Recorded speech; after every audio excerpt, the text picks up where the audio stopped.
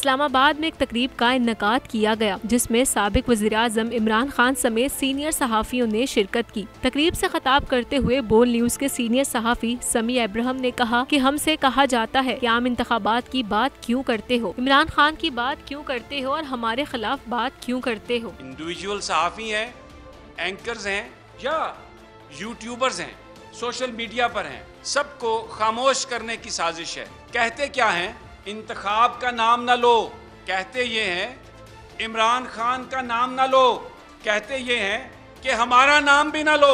समी अब्राहम का कहना था कि जब काम ऐसे करोगे तो नाम तो आएगा, बताना तो पड़ेगा और जवाब भी देना पड़ेगा। जब कुछ करोगे तो नाम तो आएगा, बताना तो पड़ेगा कि क्या कर रहे हो, क्यों कर रहे हो, ये आप बताएं।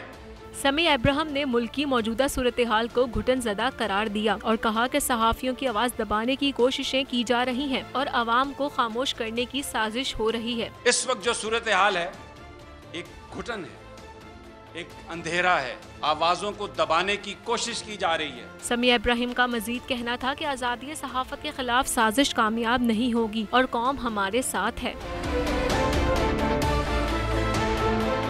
समी अब्राहम ने कहा कि सहाफ़त के जिंदा होने का सबूत ये है कि सहाफ़ी अयाज अमीर तशद्दुद के बावजूद हमारे साथ मौजूद हैं।